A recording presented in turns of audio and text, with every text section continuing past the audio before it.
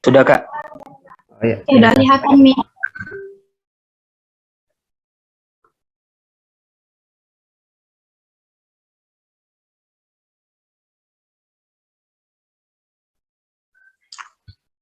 Baik, terima kasih atas kesempatan yang diberikan kepada saya. Jadi di sini saya akan membahas mengenai materi lingkaran. Jadi pendahuluan.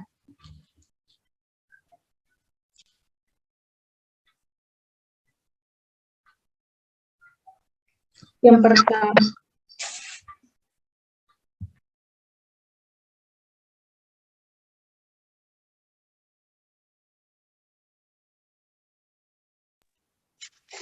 pertama, itu matematika. Jadi di sini matematika mempunyai peranan yang sangat penting dalam kehidupan. Peranan ini berkaitan erat dengan penerapan matematika dalam kehidupan sehari-hari. Jadi di sini matematika sering digunakan dalam penyelesaian masalah yang kita temukan dalam kehidupan sehari-hari, baik itu di masyarakat ataupun dalam kehidupan kita. Jadi hal ini membuktikan bahwa pentingnya matematika diajarkan kepada peserta didik. Nah, meskipun matematika merupakan salah satu ilmu yang sangat penting di dunia pendidikan, akan tetapi sampai saat ini matematika merupakan pelajaran yang selalu dianggap sulit bagi siswa. Padahal di sisi lain, matematika adalah subjek yang penting dalam kehidupan manusia. Jadi di sini matematika berperan penting dalam segala aspek, bahkan di masa teknologi dan digital sekarang ini.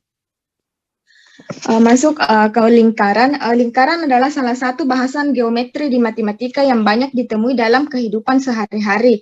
Misalnya pada arsitektur, seni, industri, dan masih banyak lagi. Urgensi mengenai lingkaran terasa penting untuk dipelajari di sekolah. Hal ini dibuktikan dengan adanya topik lingkaran pada saat kurikulum 2006 atau yang kita kenal dengan kurikulum KTSP maupun kurikulum 2013 ini yang sedang berlaku pada saat ini. Jadi selanjutnya lingkaran ini masuk dalam geometri. Jadi geometri yang secara umum berkaitan dengan bangun ruang dan bangun datar yang dianggap memungkinkan cabang matematika lain seperti aritmetika, aljabar, dan statistika yang terlibat di dalamnya. Kemudian buku ajar. Buku ajar merupakan salah satu sumber bahan belajar yang banyak digunakan dalam pembelajaran oleh setiap pengajar atau pendidik. Jadi di sini buku teks memiliki keterkaitan dengan proses pembelajaran. Oleh karena itu, setiap guru hendaknya membekali dirinya dengan pengetahuan tentang telaah buku ajar. Dengan adanya buku ajar, matematika memiliki peranan yang sangat penting dalam proses pembelajaran matematika. Sehingga dengan kehadiran buku teks matematika ini di lembaga pendidikan memang kondisinya sangat kompleks, sehingga sudah sangat tentu mempunyai nilai tertentu. Nilai mutu teks bergantung pada bobotnya, juga pada misi dan fungsinya. Namun terkadang dalam buku ajar tersebut ada kesalahan dalam penulisannya, sehingga siswa terkadang keliru dalam proses belajar. Sehingga buku ajar tersebut terdapat masalah kontekstual, yakni pada buku siswa yang berperan penting dalam pembelajaran matematika, sebab memberikan kesempatan kepada siswa untuk belajar matematika dengan masalah kontekstual yang dapat mengurangi persepsi matematika sebagai pengetahuan yang cukup sulit untuk dipelajari dan dipahami. Buku yang kami telaah pada kesempatan kali ini yaitu buku Matematika Siswa terbitan Kementerian Pendidikan dan Kebudayaan dengan judul yaitu Matematika untuk SMA, MA, SMK, dan MAK kelas 11 edisi 2014. Next. Peta konsep. Seperti yang kita lihat pada slide, peta konsep materi lingkaran ini dimulai dari masalah autentik. Sehingga adanya lingkaran, teman-teman dapat lihat pada slide mengenai peta konsep materi lingkaran tersebut. Next.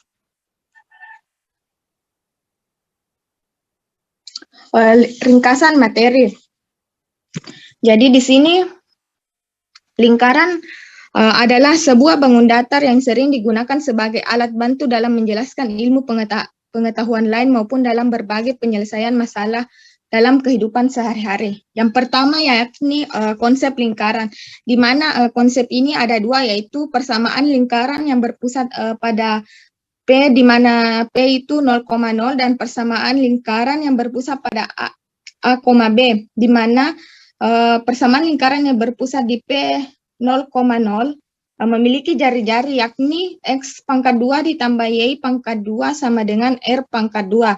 Namun persamaan lingkaran yang berpusat pada P, di mana P adalah A, B, memiliki jari-jari X kurang A berpangkat 2 ditambah Y kurang B berpangkat 2 sama dengan R pangkat 2. Next.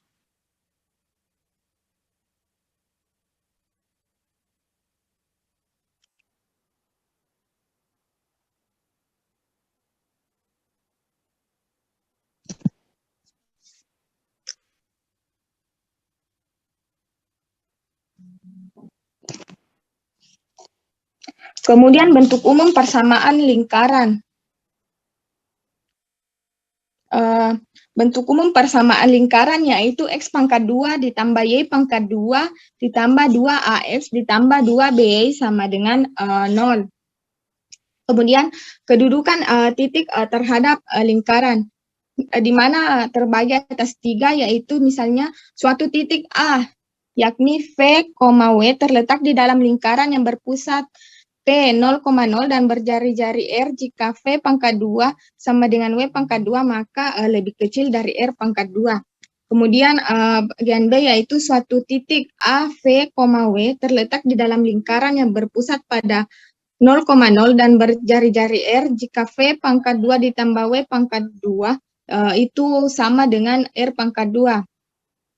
Kemudian suatu titik A di mana V, W terletak di dalam lingkaran yang berpusat di 0,0 dan berjari-jari R. Jika V pangkat 2 ditambah W pangkat 2 itu lebih besar dari R pangkat 2. Lanjut.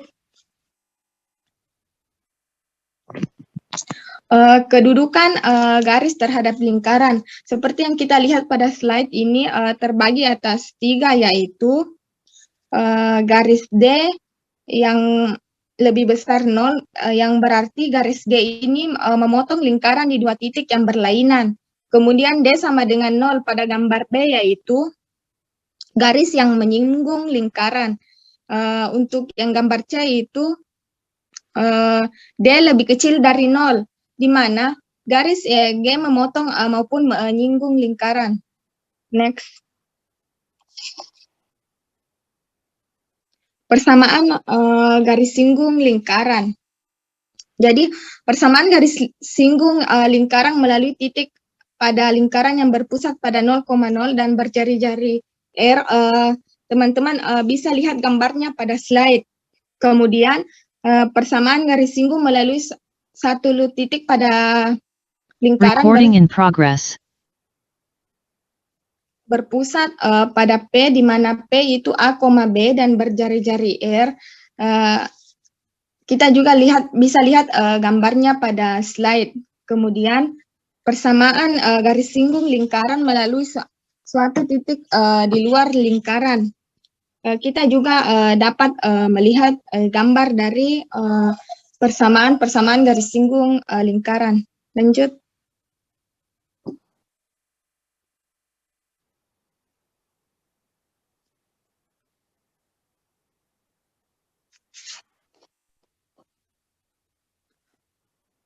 Itu adalah pemaparan dari saya. Saya kembalikan ke moderator. Ya, jadi itulah pemaparan materi dari pemateri pertama. Selanjutnya akan dilanjutkan oleh Saudara Setiawan.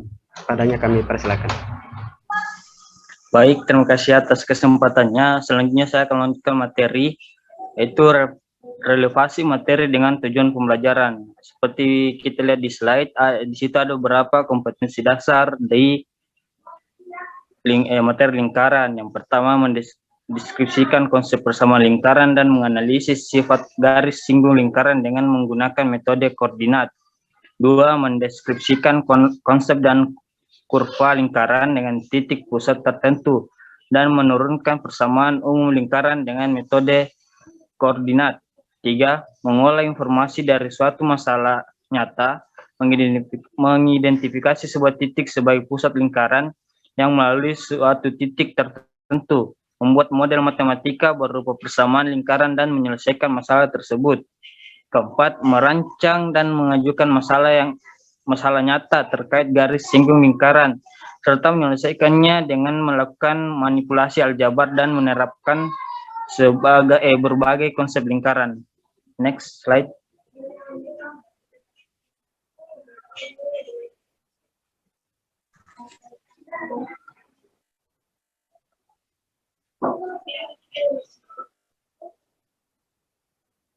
Di sini ada daftar isi lingkaran. Bisa teman-teman lihat sendiri.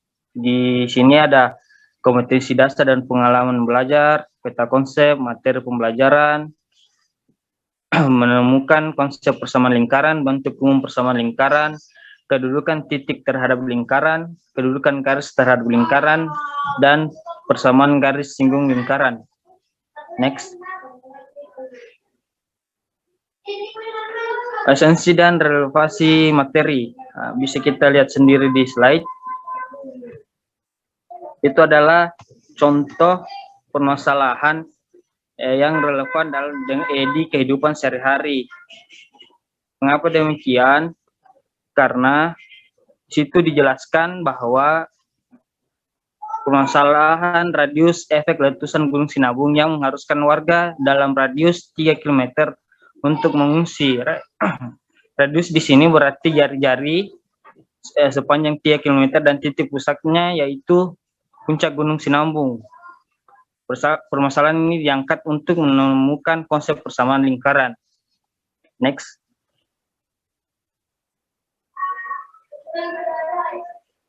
Nah, ini juga adalah contoh permasalahan yang relevan dengan kehidupan sehari-hari. Bisa kita lihat sendiri beberapa anak berkumpul dan sedang bermain. Di tangan mereka terdapat beberapa tutup botol plastik yang dijadikan permainan ibarat kelereng. Tutup botol dibuat berdiri, lalu bagian atasnya ditekan dengan telunjuk agar tutup botol itu meluncur ke depan. Selain itu, mereka lalu berlari mengejar tutup botol yang melaju kencang itu. Next.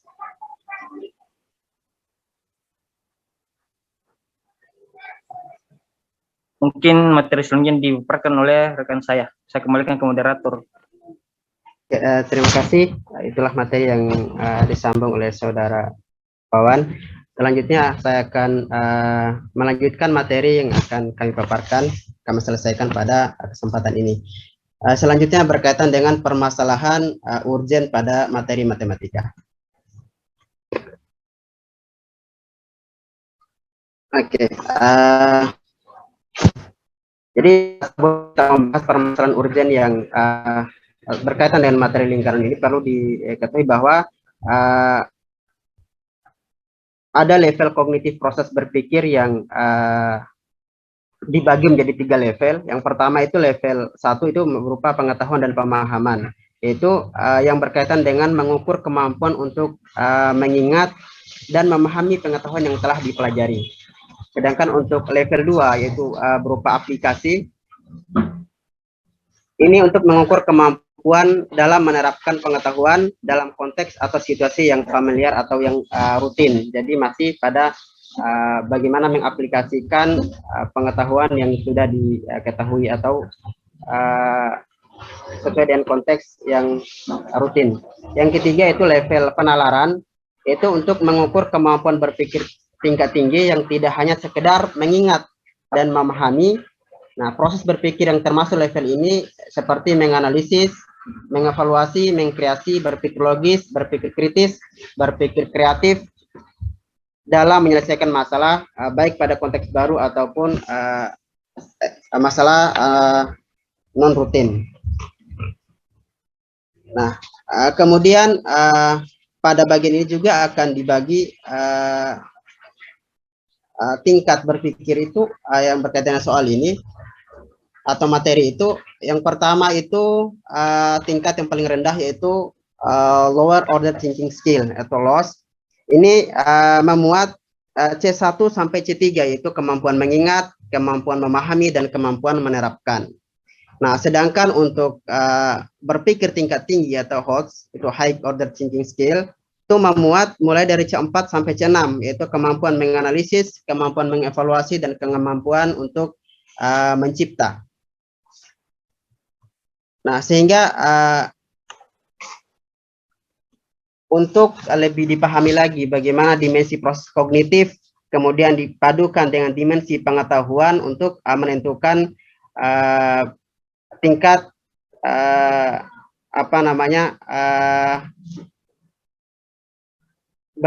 tingkat berpikir yang harus dilibatkan dalam menyelesaikan permasalahan itu. Yang pertama, seperti tadi yang disampaikan berkaitan dengan dimensi proses kognitif, itu mulai dari C1 mengingat, C2 memahami, C3 menerapkan, C4 menganalisis, C5 mengevaluasi, dan C6 mencipta. Kemudian dipadukan dengan dimensi pengetahuan yang berupa faktual, konseptual, prosedural, dan metakognitif. Nah, di sini bisa kita lihat bahwa ketika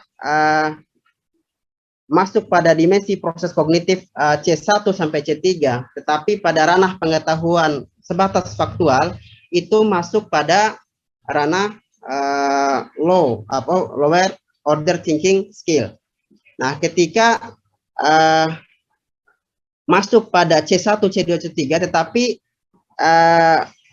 dimensi pengetahuannya itu berada pada ranah konseptual, prosedural, dan metakognitif, itu masuk pada middle order thinking skill atau bagian menengah.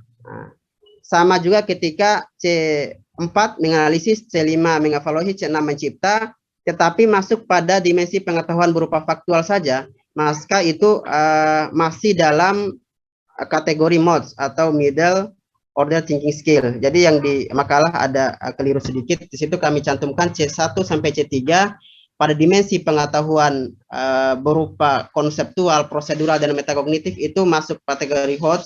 Seharusnya di situ masuk pada kategori MODS. Nah, sedangkan pada masuk pada kategori HOTS itu ketika pada dimensi kognitifnya itu menganalisis, mengevaluasi, mencipta C4 sampai C6. Sedangkan pada dimensi pengetahuan itu masuk berkaitan dengan konseptual, prosedural, dan metakognitif. Maka itulah permasalahan-permasalahan yang membutuhkan keterampilan berpikir tingkat tinggi dalam menyelesaikannya. Nah, ini untuk penjelasan yang tadi kami sampaikan, yaitu mulai dari LOTS, MODS, HOTS itu, kalau LOTS itu hanya sebatas mengingat berupa pengetahuan dan pemahaman, kemudian MODS itu aplikasi dan memahami, itu berupa aplikasi, kemudian pada HOTS itu mengkreasi, mengevaluasi, dan menganalisis, itu penalaran level kognitif 3. Sedangkan MODS itu level kognitif 2 dan LOTS itu level kognitif 1. Jadi itu yang berkaitan dengan pembagian dari tingkat kognitif soal. Nah, kemudian dalam menentukan C1 sampai C6 ini kita barangkali sudah sering mendengarnya atau sudah biasa dalam aktivitas pengajaran yang kita lakukan di sekolah itu berupa KKO-nya ini, yaitu berupa mengetahui, kelompok mengetahui, memahami, mengaplikasi, menganalisis, evaluasi, dan membuat atau create. Nah, baik, kami masuk pada pembahasan yang berkaitan dengan soal-soal yang terdapat pada buku Matematika SMA, MA, SMK, MAK, kelas 2, semester 2, terbitan tahun 2014. Nah, yang pertama soal uji kompetensi 1, itu perintahnya itu untuk menuliskan persamaan lingkaran yang berpusat pada 0,0 dan melalui titik. Jadi ini masih dalam tingkat berpikir rendah karena hanya butuh memahami apa yang sampaikan pada materi-materi awal, yaitu berkaitan dengan persamaan lingkaran yang melalui titik seperti yang tertera pada soal ini. Kemudian begitupun soal yang kedua, ya masih dalam tingkat berpikir low order thinking skill. Jadi di situ kayak keliru dalam penulisan. Jadi tulisannya LOST padahal seharusnya Lodge. Ya. Kemudian untuk soal ketiga, masih dalam ranah kognitif C2. Jadi soal 1, 2, 3 ini masih dalam ranah kognitif C2, itu berupa memahami konsep dasar kemudian dalam menyelesaikan permasalahan ini.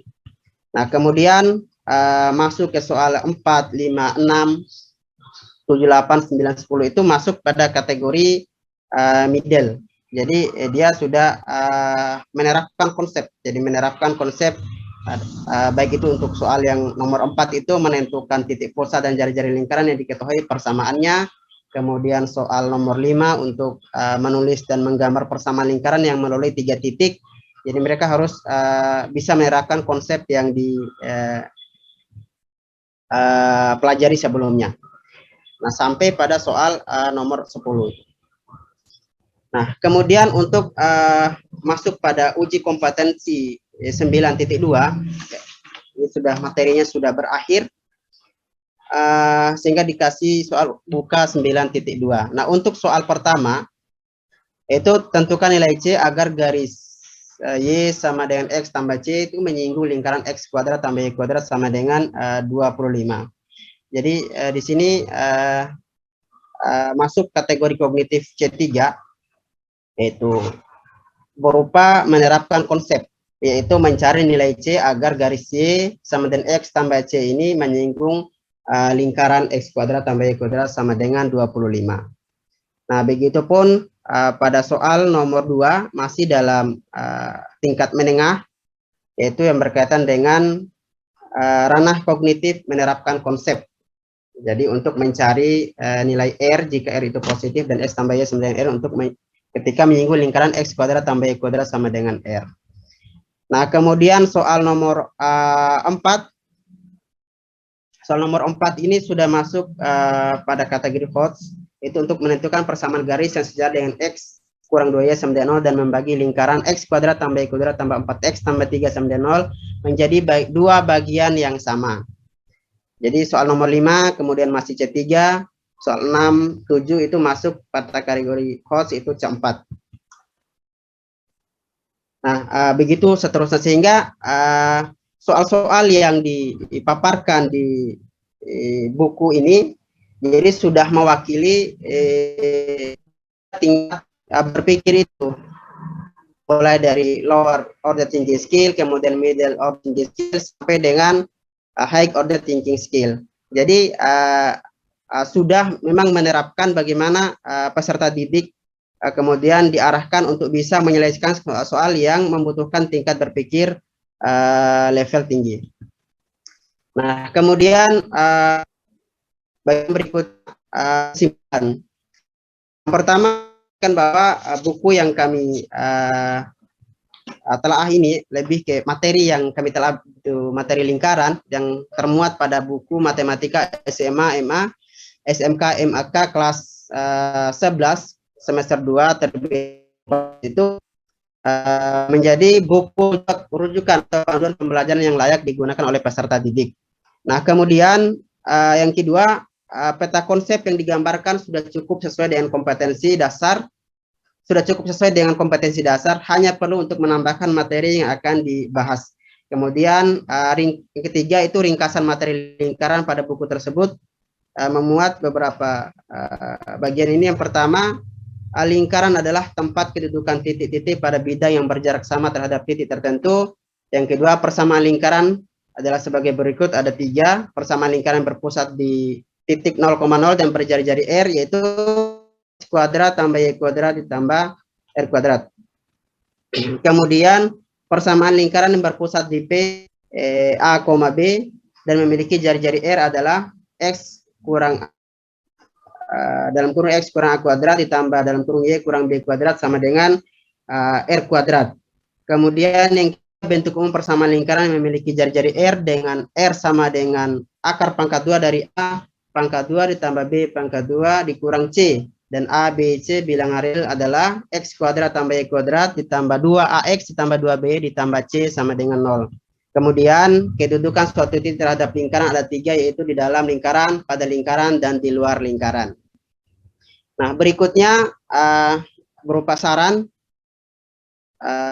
Yang pertama perlu menambah informasi yang lebih jelas lagi dan dapat dipahami oleh siswa dengan mudah. Kedua, perlu untuk menambahkan kegiatan diskusi agar siswa dapat mengkomunikasikan gagasan atau ide yang dimiliki. Tiga, perlunya pemeriksaan mendetail sebelum kesalahan pengetikan dapat diminimalisir. Jadi selama ada beberapa kesalahan dalam pengetikan, baik itu berupa tanda ataupun berupa angka yang kami dapatkan, sehingga hal-hal seperti itu bisa diminimalisir agar tidak menimbulkan kesalahpahaman pada atau kerumitan bagi peserta didik yang menggunakan buku tersebut. Yang berikutnya, yang keempat, terdapat kegiatan mengkomunikasikan gagasan atau pesan, ide dengan melibatkan siswa terhadap soalnya, namun masih cenderung kurang. Jadi itu beberapa kesimpulan dan saran pada akhir kami menelaah buku materi lingkaran. Nah, demikian yang dapat kami sampaikan. Kami persilakan kepada teman-teman untuk memberikan tanggapan, baik berupa masukan ataupun berupa pertanyaan.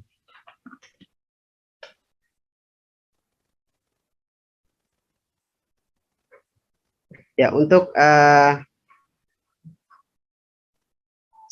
sesi 1 kami buka untuk 3 penanya. Oke, jadi sudah ada 3, ada saudari Tutut, saudari Halifah, dan saudari Nur Hakimah. Yang pertama kami persilahkan kepada saudari Tutut. Terima kasih atas kesempatan yang diberikan. Pertanyaan saya seperti ini, bagaimana caranya agar pemahaman prosedural ini bisa membantu siswa dalam merepresentasikan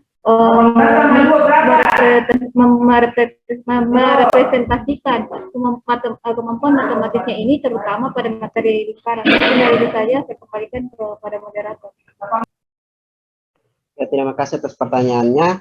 Tadi pertanyaannya bagaimana cara agar pemahaman prosedural dapat membantu siswa dalam memahami materi lingkaran, ya.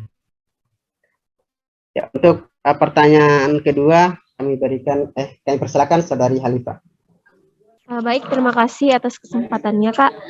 Di sini pertanyaan saya, apa saja sebenarnya materi prasyarat yang penting untuk diketahui oleh siswa sebelum mempelajari materi lingkaran ini? Dan bagaimana jika pada kenyataannya saat ini masih banyak siswa yang masih kurang, bahkan tidak memahami materi prasyarat tersebut? Nah, apa yang harus dilakukan guru dalam hal ini? Terima kasih. Oke, terima kasih atas pertanyaannya yang berkaitan dengan materi prasyarat untuk materi lingkaran dan bagaimana solusinya jika siswa tidak memahami materi prasyarat, gitu ya? Oke, kemudian silakan untuk penanya ketiga, saudari Nur Hakimah. Baik, terima kasih atas kesempatan yang diberikan. Pertanyaan saya yaitu berhubung karena kita membahas tentang materi lingkaran, saya ingin menanyakan bagaimana sebaiknya kita sebagai tenaga pendidik memberi pemahaman kepada siswa khususnya pada materi lingkaran ini agar siswa tidak hanya sekedar tahu dan hanya sekedar menghafalkan rumusnya. Terima kasih. Ya, terima kasih atas pertanyaannya tadi, bagaimana yang harus dilakukan oleh guru agar siswa tidak hanya sekedar tahu atau hafal rumus saja pada materi lingkaran. Baik, terima kasih atas pertanyaan dari ketiga teman-teman. Baik, kami akan mencoba untuk meramu jawaban yang bisa kami berikan untuk menjawab pertanyaan dari teman-teman semuanya.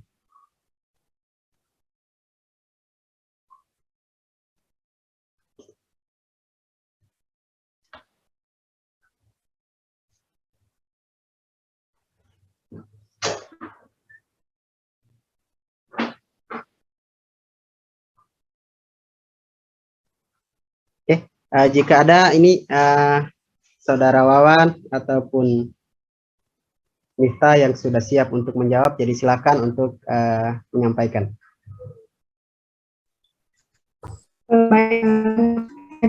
Menjawab pertanyaan dari saudari Halifah.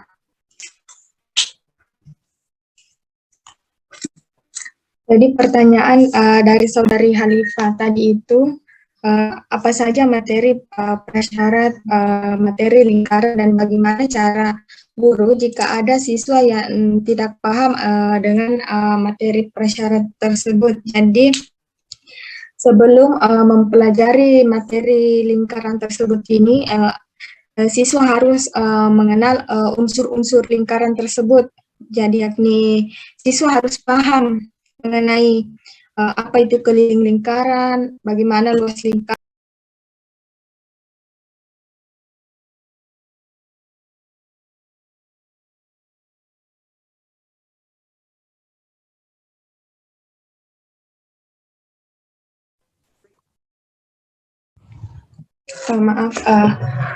Jadi unsur-unsur lingkaran yang terlebih dahulu harus dipahami oleh siswa untuk sebagai materi atau bekal untuk mempelajari materi lingkaran tersebut, di mana materi-materi ini sudah diajarkan pada jenjang SD maupun SMP.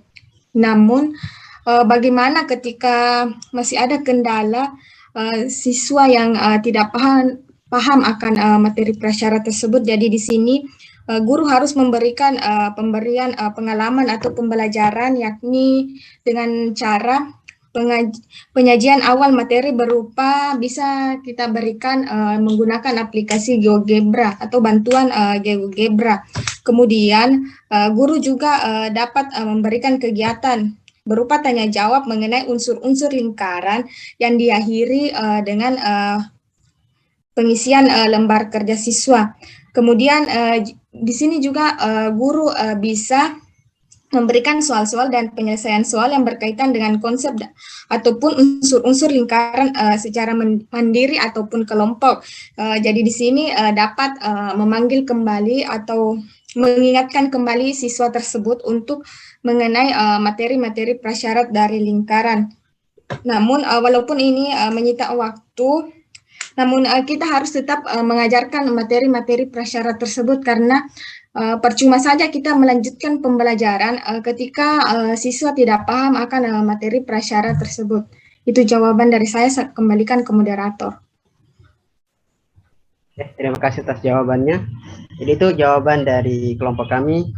Kemudian kami kembalikan kepada penanya.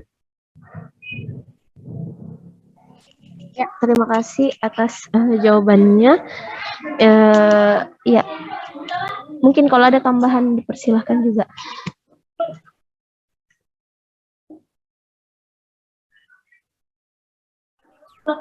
Ya, terima kasih, Kak. Oke, terima kasih atas tanggapannya. Barangkali ada tambahan, Wawan? Siap, tidak ada, Kak. Oke, ya. Ya, jadi itu tadi sudah disampaikan beberapa materi prasyarat untuk mempelajari materi lingkaran ini. Nah, kemudian hal-hal yang harus dicarikan solusinya ketika siswa tidak memiliki pemahaman prasyarat. Baik, berikutnya untuk pertanyaan dua lagi pertanyaan. Barangkali ada yang bisa jawab untuk pertanyaan berikutnya. Mungkin saya Kak bisa menjawab pertanyaan dari Kakak Kanda Nur Hakimah. Baik, adapun pertanyaan dari Kak Hakimah tadi, yaitu bagaimana sebaiknya kita sebagai pendidik memberi pemahaman kepada siswa, khususnya materi ini agar siswa tidak hanya sekedar tahu atau menghafal rumus. Jawaban menurut saya itu agar siswa tidak hanya menghafal rumus-rumus matematika saja, tapi juga dapat berkaitan pokok bahasan sebelumnya yang relevan, mengelompokkan konsep-konsep menjadi kategori yang bermakna, misalkan materi geometri dimensi yang yaitu materi geometri dimensi satu titik, dimensi 2 yaitu titik dan garis dan membentuk bangun datar, dan dimensi 3 yaitu titik garis bidang bangun ruang. Kemudian belajar dengan mengetahui proses yang sedang dilakukan terakhir belajar dan memusatkan perhatian. Selanjutnya itu untuk mengupayakan pengembangan mengembangkan strategi kognitif anak, maka guru memperhatikan atau melakukan perencanaan pembelajaran dengan memperhatikan hal-hal diantaranya kinerja, kondisi internal dan kondisi eksternal. Saya kembalikan ke moderator. Baik, itu jawaban dari Saudara Wawan tadi yang berkaitan dengan cara agar siswa tidak hanya sekedar menghafal rumus pada materi lingkaran. Kami kembalikan kepada penanya. Baik, sudah cukup dipahami. Ya, terima kasih atas tanggapannya. Baik, pertanyaan ketiga itu dari Saudari Tutut tadi, itu bagaimana cara agar pemahaman prosedural dapat membantu siswa dalam memahami materi lingkaran. Jadi untuk pertanyaan ketiga apa ya, karena kedua teman kami sudah menjawab, jadi saya akan coba menjawab untuk pertanyaan Saudari Tutut. Nanti kalau ada tambahan dari teman-teman yang lain silakan. Jadi kalau kita lihat ini pertanyaan dari Saudari Tutut, barangkali ada kaitannya dengan pertanyaan dari Saudari Hakimah tadi, agar siswa itu tidak hanya sekedar menghafal rumus saja. Nah, ini berkaitan dengan pemahaman baik konseptual maupun prosedural. Jadi sebelum kita lanjut ke proseduralnya, jadi siswa itu kita sebagai guru berusaha untuk memahamkan siswa dengan pembelajaran-pembelajaran yang melibatkan siswa agar bisa memahami materi secara konsep dengan baik. Memahami secara konseptual materi-materi lingkaran ini dengan baik. Itu yang berkaitan dengan lingkaran itu sendiri, kemudian berkaitan juga dengan persamaan garis dan kemiringan dan seterusnya, karena akan berkaitan dengan garis singgung dan seterusnya. Nah, bagaimana caranya agar pemahaman prosedural ini dapat membantu siswa untuk memahami materi ini dengan baik? Tentu saja pemahaman prosedural ini yang berkaitan dengan misalnya untuk menyelesaikan soal, kemudian ada prosedur-prosedur tertentu yang harus dilakukan untuk mendapatkan jawaban yang benar. Maka selain tadi guru memberikan pemahaman yang baik dan merangsang pikiran siswa untuk memahami konsep dengan baik, kemudian dilanjutkan dengan pemahaman prosedural yang baik juga yang harus dikaitkan dengan materi-materi sebelumnya, juga ini harus dilatih dengan maksimal karena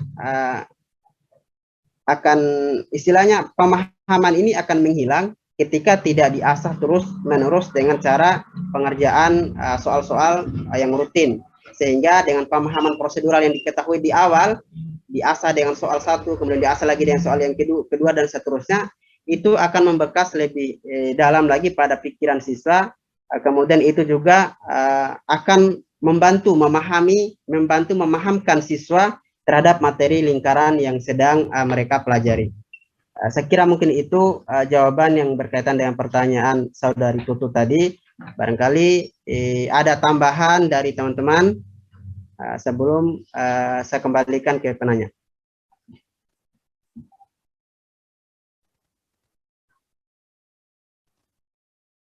Oke, sepertinya tidak ada tambahan. Ya, saya kembalikan ke Saudari Tutut. Sudah bisa diterima.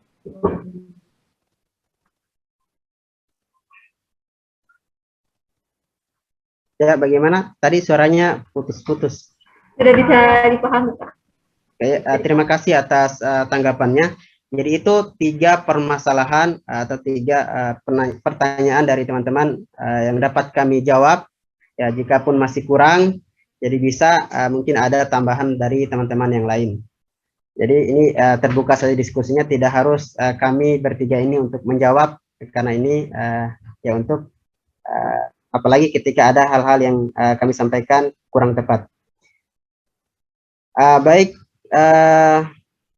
selanjutnya barangkali ada lagi teman-teman yang ingin menyampaikan tanggapan ataupun berupa pertanyaan.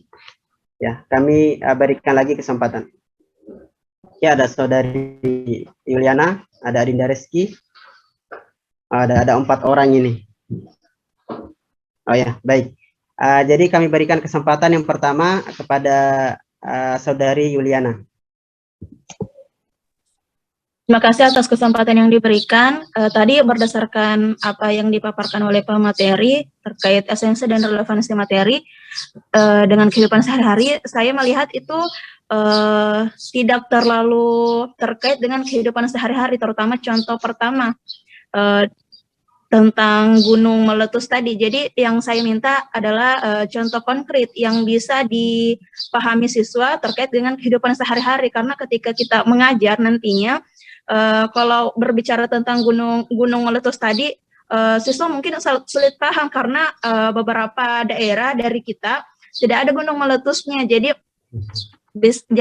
itu yang saya harapkan dari teman-teman, memberikan contoh yang lebih konkret terkait dengan kehidupan sehari-hari. Itu saya kembalikan ke pemateri. Oke, terima kasih atas pertanyaannya. Tadi yang berkaitan dengan contoh konkret yang relevan antara materi dengan kehidupan sehari-hari yang dimuat di buku, kemudian mungkin diminta kami untuk menambahkan yang lebih konkret lagi. Oke, terima kasih atas pertanyaannya. Pertanyaan kedua kami berikan kesempatan kepada Adinda Reski. Baik, terima kasih atas kesempatan diberikan. Nah, tadi sempat disinggung tentang pemahaman konsep. Nah, menurut pemateri sendiri, bagaimana cara meningkatkan kemampuan pemahaman konsep siswa terhadap materi lingkaran tersebut? Mengingat bahwa materi lingkaran ini juga dipelajari pada jenjang SD dan SMP. Itu saja, terima kasih. Oke, terima kasih atas pertanyaannya. Bagaimana caranya agar meningkatkan kemampuan pemahaman konseptual siswa pada materi lingkaran? Oke, terima kasih. Berikutnya ada Saudari Shirley. Ya, kami persilakan.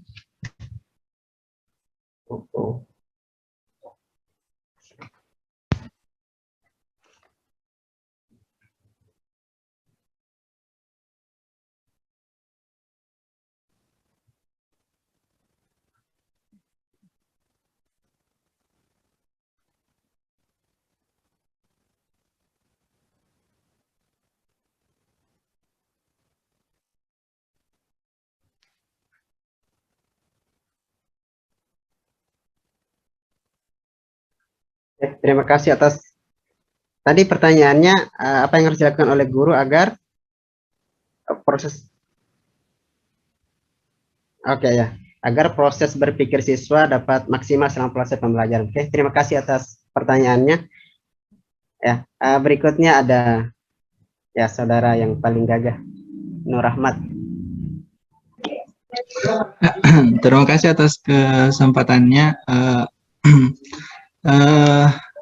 Pada kesempatan kali ini saya ingin bertanya, seperti yang kita ketahui bahwa pemerintah sedang mencanangkan suatu kurikulum baru yang disebut itu kurikulum merdeka.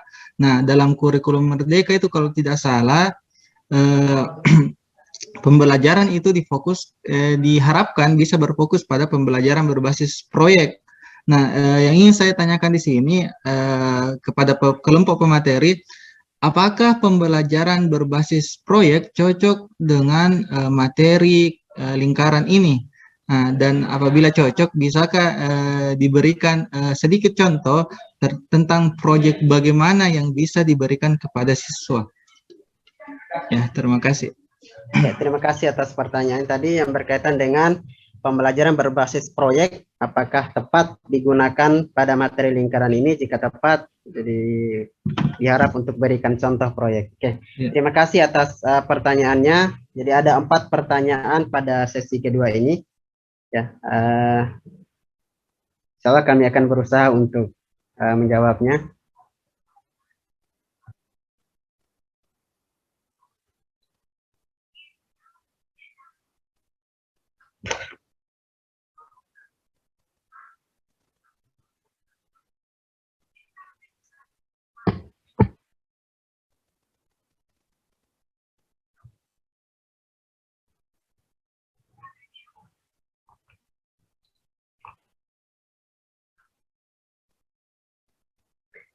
Barangkali dari anggota kelompok kami ada yang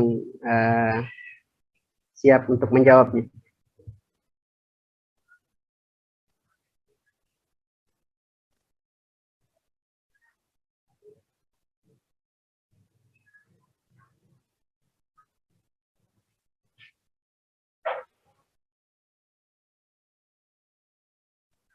Oke, baik, kalau begitu saya akan coba untuk menjawab tadi pertanyaan dari Saudari Yuliana yang berkaitan dengan contoh konkret relevansi materi dengan kehidupan sehari-hari, kehidupan sehari-hari siswa, karena siswa tidak selamanya dekat dengan tadi yang dicontohkan berupa fakta atau kondisi nyata itu berupa gunung meletus. Jadi itu yang disampaikan tadi oleh penanya. Jadi di buku ini ada 3 contoh dalam kehidupan nyata yang berkaitan dengan materi lingkaran ini atau yang berguna untuk menjadi start dari memahamkan konsep matematika materi lingkaran pada siswa yang berkaitan dengan lingkaran ini. Yang pertama tadi yang berkaitan dengan permasalahan Gunung Sinabung yang meletus. Jadi memang gunung ini ada di satu tempat, tidak berada di semua wilayah di Indonesia. Tetapi kami masih menganggap ini relevan dengan kondisi nyata, karena walaupun tidak dekat dengan kondisi siswa, memang misalnya siswa di Papua, tetapi mereka bisa melihat dan istilahnya mengimajinasikan seperti apa gunung itu dan seterusnya yang meletus. Kemudian di sini dikatakan yang berkaitan dengan jari-jari, yaitu berupa radius 3 km dari pusat gunung meletus itu harus mengungsi. Jadi itu hanya untuk mengantar pada konsep awal berupa persamaan lingkaran itu. Nah, kemudian dari permasalahan ini, kemudian penulis mencoba untuk memindahkan mungkin bayangan berupa gunung meletus itu kepada misalnya diagram Kartesius atau koordinat Kartesius untuk menggambarkan bagaimana lingkaran itu, bagaimana ketika posisinya itu berada pada titik 0,0, kemudian berada pada titik A, B, dan seterusnya. Tetapi pada bagian berikutnya ada juga disampaikan yang berkaitan dengan permainan anak-anak, yang itu erat kaitannya dengan anak-anak, yang mungkin anak-anak SMA tidak bermain seperti itu lagi, tetapi mungkin pada masa kecilnya sudah pernah memainkan permainan itu, yaitu permainan tutup botol. Tutup botol itu yang ibaratkan kelereng, kemudian mereka luncurkan di lantai. Jadi gesekan antara botol, tutup botol itu dengan lantai itu diasumsikan sebagai lantai itu berupa garis yang menyinggung sisi luar dari lingkaran. Jadi itu untuk memberangkatkan pada pembahasan materi persamaan garis singgung lingkaran. Nah, juga pada kondisi berikutnya yaitu berupa permainan yoyo yang itu sudah biasa anak-anak lakukan. Nah, kemudian itu dikaitkan dengan masih persoalan persamaan garis singgung yang melalui titik pada lingkaran yang berpusat pada A, B.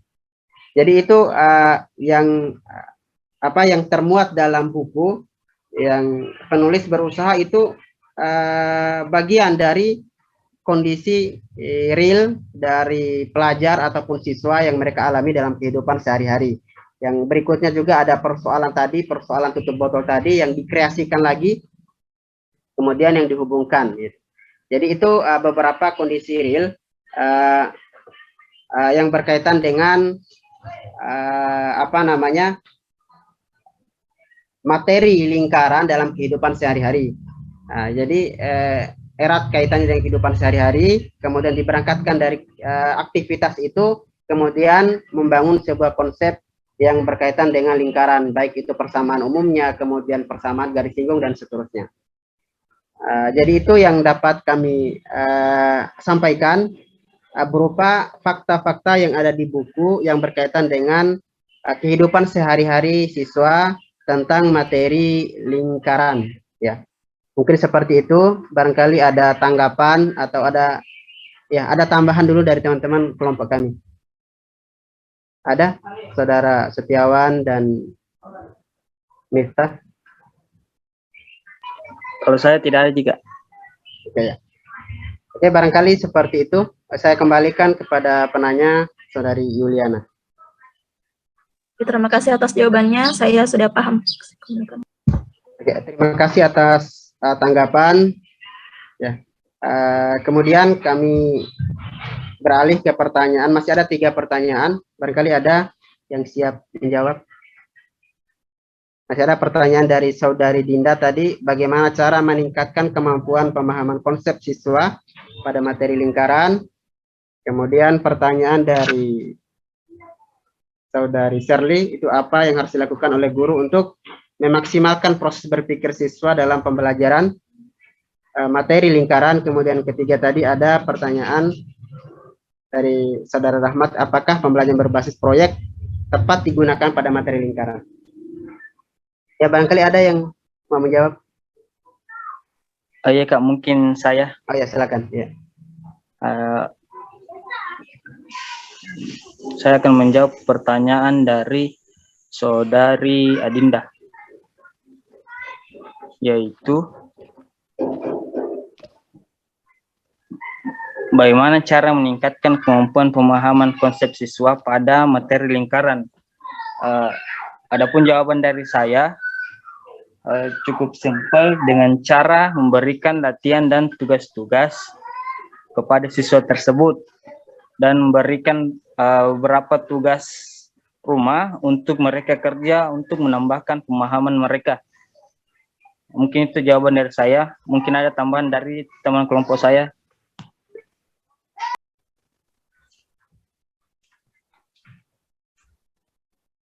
Nanti saya akan menambahkan sedikit jawaban dari Saudari Setiawan. Jadi saya tambahkan sedikit itu, yang pertanyaannya tadi, bagaimana cara meningkatkan kemampuan pemahaman konsep siswa pada materi lingkaran.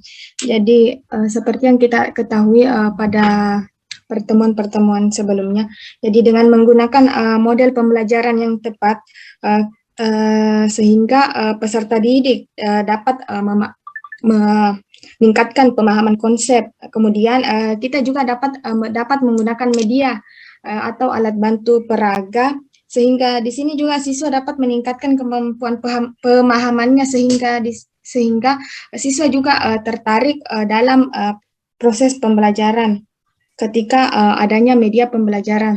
Terima kasih. Tadi sudah ada tambahan yang berupa pemanfaatan atau penggunaan model pembelajaran yang tepat, kemudian pemanfaatan media pembelajaran yang baik untuk memahamkan konsep pada siswa materi lingkaran ini. Kami kembalikan kepada penanya, barangkali ada tanggapannya. Baik Kak, terima kasih atas jawabannya. Oke, ya, terima kasih atas tanggapannya. Ya, berikutnya masih ada 2 pertanyaan.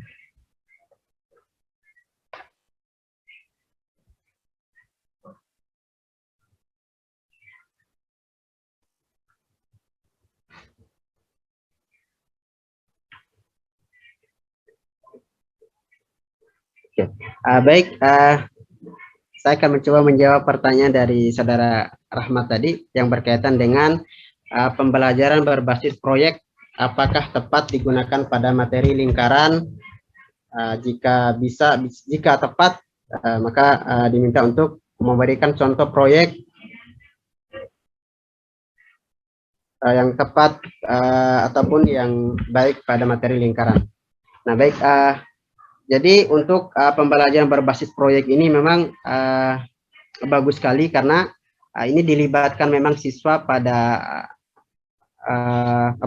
baik itu proyek yang bersifat pribadi maupun bersifat individu ataupun kelompok, sehingga bisa dimaksimalkan peran siswa dalam mengerjakan tugas-tugas ataupun memahami materi-materi yang disampaikan.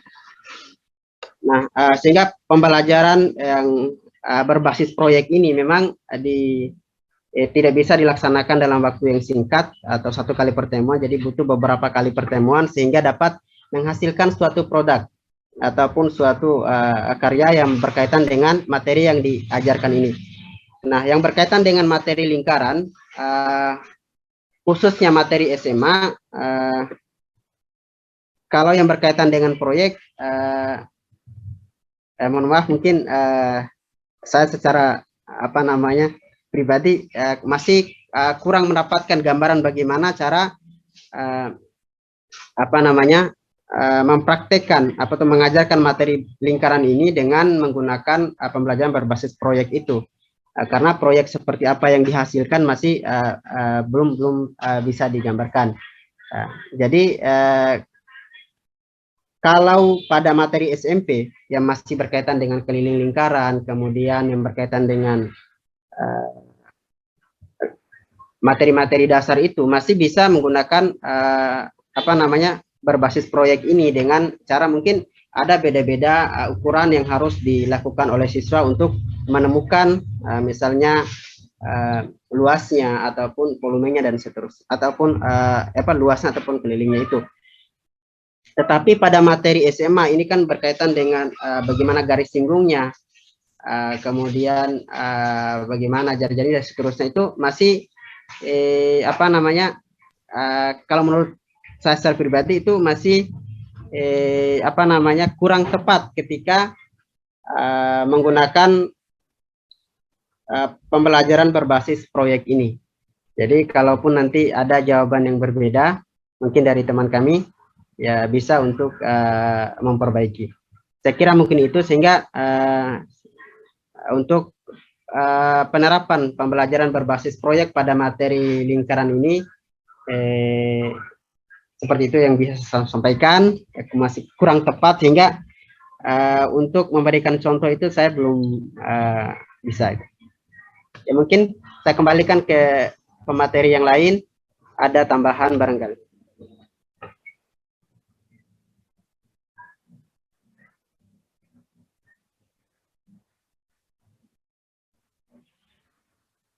Ada? Oke, ya. Ya, mungkin tidak ada tambahan. Saya kembalikan ke penanya, barangkali mungkin penanya bisa mengkonfirmasi apakah memang sudah ada pembelajaran berbasis proyek untuk materi lingkaran ini. Ya, kami kembalikan.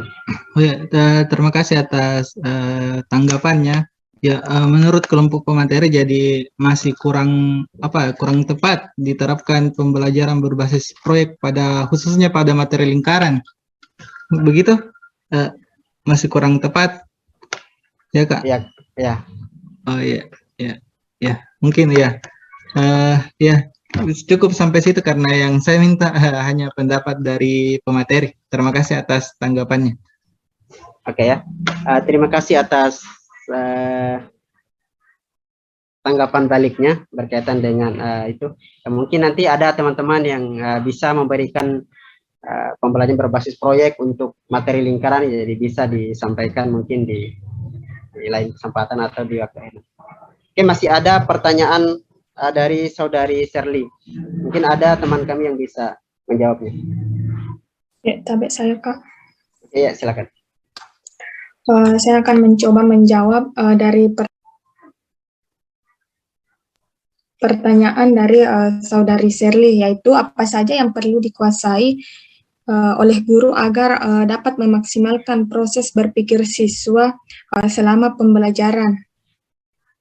Jadi, menurut saya hal yang perlu dikuasai guru dalam memaksimalkan proses berpikir siswa, yakni di sini guru hendaknya memanfaatkan keberagaman atau cara maupun prosedur yang ada untuk menyelesaikan masalah yang dialami oleh siswa. Di sini juga guru memberikan pengalaman kepada siswa dalam menemukan sesuatu yang baru berdasarkan pengetahuan, keterampilan, ataupun cara berpikir matematika yang telah diperoleh sebelumnya. Sehingga dengan demikian pembelajaran harus dirancang sedemikian rupa. Jadi di sini guru harus merancang pembelajarannya untuk mengembangkan kemampuan berpikir siswa. Misalnya di sini guru melibatkan siswa dalam proses belajar mengajar sehingga proses berpikirnya itu dapat dimaksimalkan. Contohnya itu misalnya guru di sini menunjuk siswa untuk mengerjakan soal di papan tulis secara acak. Jadi di sini siswa semua dapat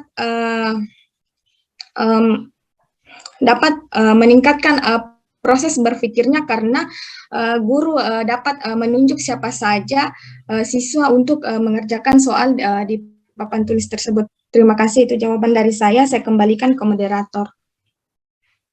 Ya, terima kasih atas jawabannya. Ya, tadi yang berkaitan dengan bagaimana agar proses berpikir siswa itu dapat maksimal saat proses pembelajaran berlangsung. Jadi guru bisa menyiapkan proses pembelajaran di kelas itu dengan maksimal, yang bisa melibatkan proses berpikir siswa itu lebih maksimal.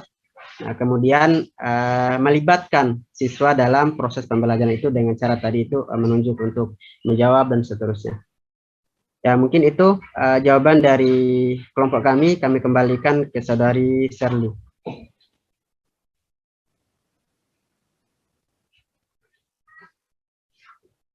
Ya, terima kasih atas tanggapannya.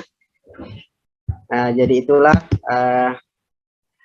diskusi kita yang berkaitan dengan materi lingkaran ini, dengan pertanyaan-pertanyaan yang luar biasa dari teman-teman kami, dengan teman-teman sekalian.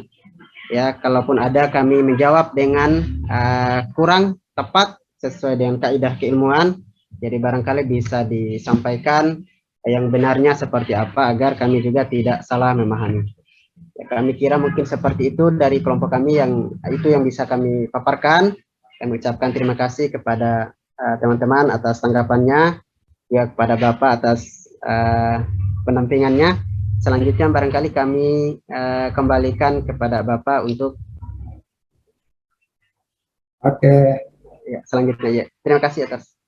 Ya, terima kasih penyaji sudah memaparkan materinya, makalahnya, dan sudah juga memberikan beberapa penjelasan dari pertanyaan-pertanyaan dari teman-temannya. Saya rasa apa yang disampaikan oleh kelompok ini ya sudah bisa memberikan jawaban. Ada hal-hal yang hanya ya. Karena setiap orang kadang-kadang merasa puas itu, tapi tingkat kepuasannya ya, ada yang benar-benar pas, oh saya puas sekali dengan jawaban itu. Ada juga sebenarnya belum puas, belum pas, tapi ya sudahlah, sudah cukup. Ada juga memang ya sudah baru sekedar memberikan sedikit gambaran-gambaran, sudah dianggap ya sudah cukup. Tingkatannya berbeda. Tergantung dari orang yang bertanya itu. Kalau memang ada connect, kadang-kadang connect dengan apa yang dipikirkan, biasanya langsung puas ya. Saya cocok dengan itu. Ya. Tapi kadang-kadang juga ada orang sebetulnya dia punya pikiran lain, tapi apa yang diberikan oleh penyaji kayaknya ada perbedaan sedikit. Tapi ya kan tidak mungkin mengatakan begitu. Kalau menurut saya seperti ini. Itu kan kelihatan bahwa menguji. Sementara dalam diskusi ini biasanya kita menghindari yang namanya menguji ya. Kita bukan mau menguji teman, walaupun kita sebenarnya punya pandangan sendiri, punya pendapat sendiri, tapi hindarilah menguji. Kalau kita punya pandangan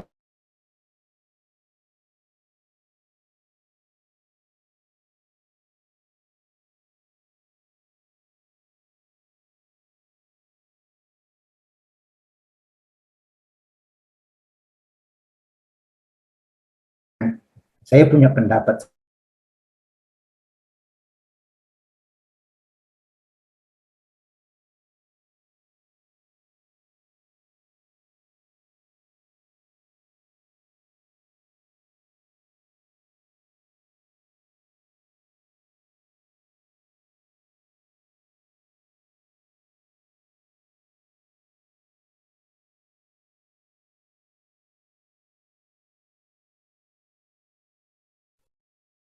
ya, tadi terkeluar Bagaimana?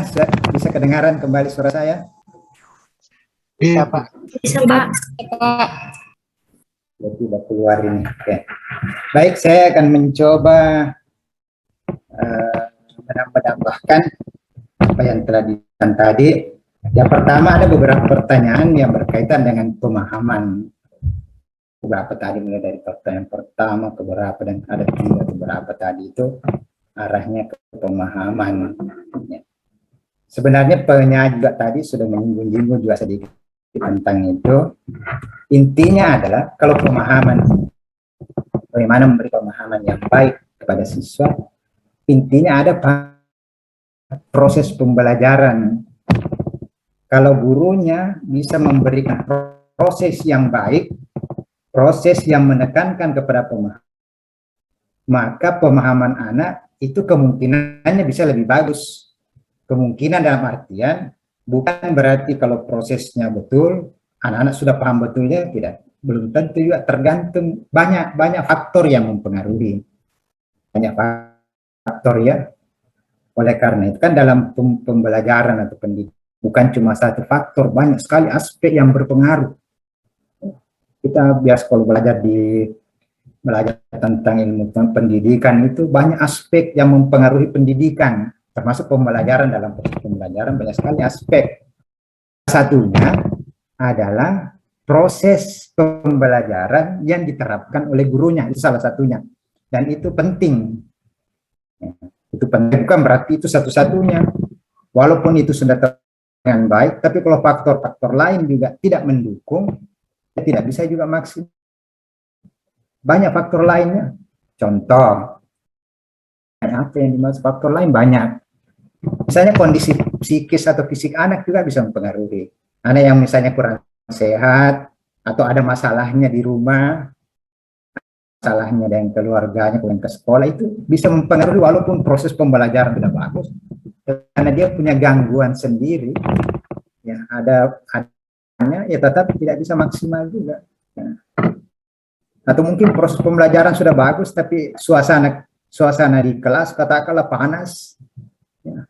Tidak menyala AC-nya, tadinya AC, anak-anak selalu pakai AC, senang-senang, AC tidak menyala, walaupun gurunya sudah melakukan proses yang baik, tapi karena anak-anak merasa gerak, akhirnya juga tidak bisa. Jadi banyak sekali faktor, ya. Banyak sekali faktor pendukung. Tetapi intinya yang perlu dipahami dulu adalah proses yang dilakukan guru itu yang sangat menentukan, tapi bukan satu-satunya. Sangat menentukan bagaimana melakukan proses itu. Kalau gurunya menerapkan proses pembelajaran yang menekankan kepada pemahaman, maka yakin saja anak-anak akan mendapatkan lebih banyak. Lebih banyak. Saya tidak berani mengatakan anak akan memahami dengan baik, belum tentu ya, karena banyak faktor-faktor yang menentukan. Tapi peluang untuk anak-anak memahami konsep itu lebih besar ketika gurunya menerapkan pembelajaran yang menekankan kepada konsep. Bagaimana itu cara penerapan pembelajarannya? Ya, pembelajaran yang diterapkan bukan langsung ke penghafalan. Ya, tentu kita tahu selama ini guru selalu diarahkan untuk mengajar itu jangan langsung.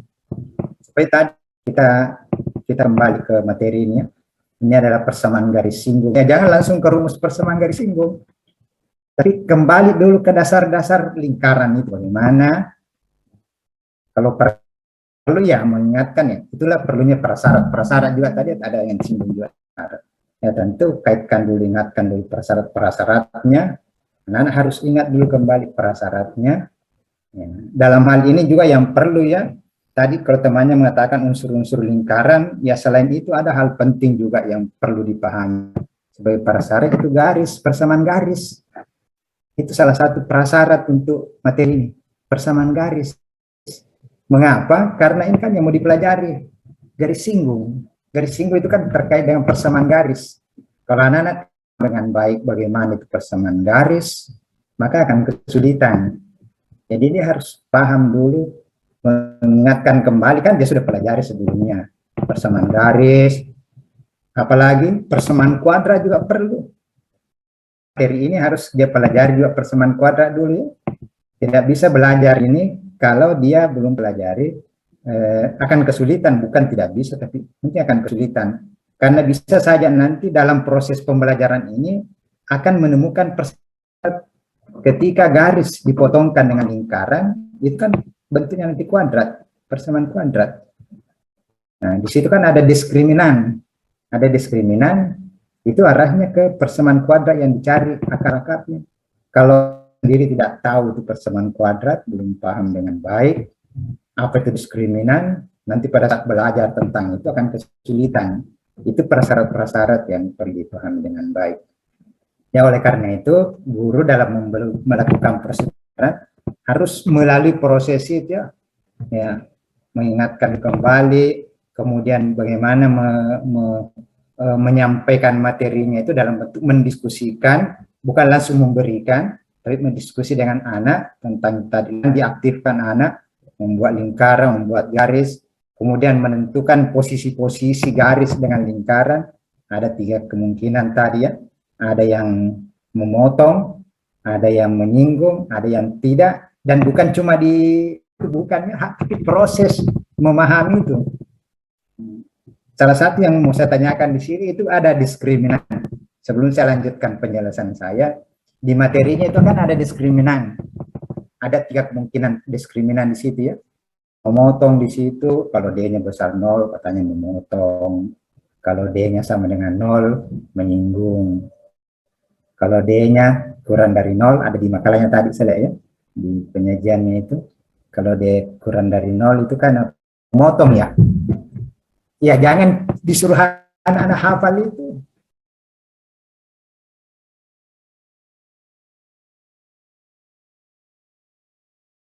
Ya, itu yang masih memahami ya, bukan hanya hafal. Karena kalau hanya hafal, besok lusa sudah lupa lagi. Terbalik lagi. Kenapa yang namanya hafal itu mudah dilupakan. Hafal dilupakan. Oleh karena itu perlu memahami. Coba siapa yang bisa menjelaskan?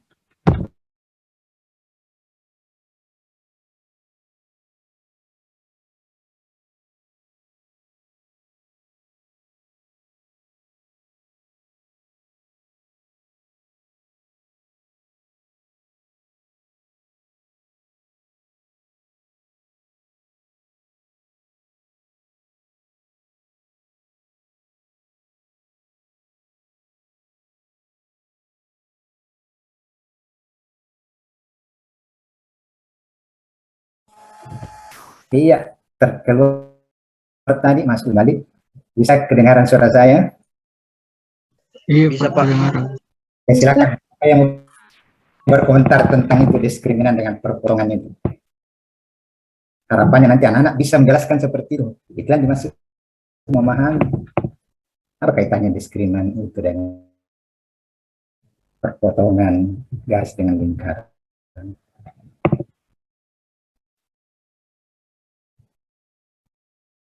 Kalau disuruh hafal gampang. 1 menit dia bisa hafal kalau hanya hafal ya.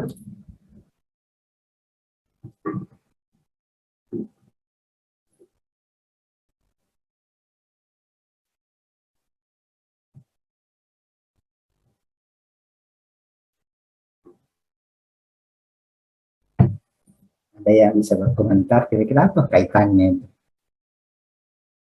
Yang menurut yang Anda pikirkan saja apa kira supaya memahami betul apa kaitannya diskriminan dengan itu kan. Itu yang dimaksud memahami, bisa kita menjelaskan.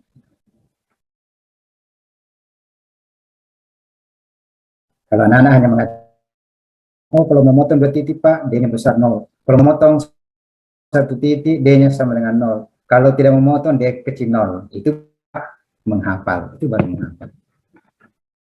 Tapi kalau dia mampu jelaskan, itu artinya dia sudah paham. Nah, ajaran diarahkan ke situ ya, supaya dia bisa memahami.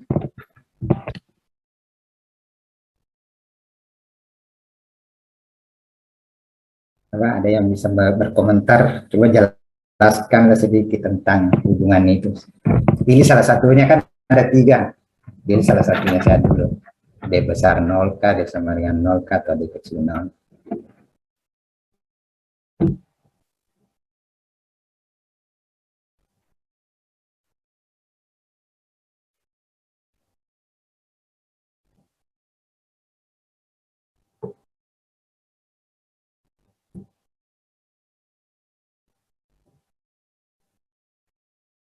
Oke, sambil dipikirkan ya, saya coba lanjut dulu. Mengomentari dulu pertanyaan-pertanyaan masuk tadi. Sambil dipikirkan, nanti kalau ada yang bisa menjelaskan, silakan. Jadi intinya tadi memahami, memberi pemahaman kepada siswa itu intinya adalah di proses pembelajaran. Ketika guru mengarahkan proses pembelajaran untuk pemahaman, maka peluang, saya masih mengatakan istilah itu, untuk memahami itu akan lebih besar dibanding kalau guru hanya lebih mengarah kepada proseduralnya saja. Kalau prosedural itu ya intinya bagaimana anak-anak tahu rumusnya. Biasanya memberikan rumus, setelah itu memberikan soal, menerapkan rumus, itu prosedural itu. Jadi anak-anak bisa menyelesaikan soal dengan melalui penggunaan rumus-rumus itu, tapi secara prosedural. Tapi ketika dia ditanya mengapa gunakan ini, kenapa seperti ini, itu biasanya sulit jawabnya. Atau ketika soalnya dirubah-rubah, dibolak-balik, bagi soal-soal hot ya, yang tingkatannya tinggi, yang butuh analisis, biasanya kesulitan untuk menganalisis. Kenapa kesulitan? Karena dia tidak paham. Orang bisa menganalisis ketika dia paham. Kalau tidak paham, pasti bingung. Apanya mau dianalisis kalau tidak paham? Ya. Harus paham dulu dasar-dasarnya, baru dia bisa menganalisis itu kan mencoba mengaitkan berunsur ya, unsur-unsur yang ada di dalam itu, coba kita lihat ini ada unsur ini, ada ini, coba kita kaitkan dan sebagainya. Semuanya menganalisis ya. Akhirnya kita membuat sebuah kesimpulan. Anggaplah kesimpulan itu adalah cara untuk menyelesaikan. Nah, bagaimana mengaitkan sesuatu kalau kita tidak paham sendiri apa itu di dalamnya? Bagaimana mengaitkan kalau tidak paham? Oleh karena itu harus diberi pemahaman dasar dulu. Nah, sehingga bagaimanapun bentuk soalnya nanti, begitu rumitnya soalnya, kalau dia paham, maka dia mampu menganalisis. Dari hasil analisis itu nanti dia bisa menyimpulkan, yaitu sesuatu yang bisa digunakan untuk menyelesaikan masalah itu. Itu yang perlu saya ya, bahwa kembali kepada gurunya.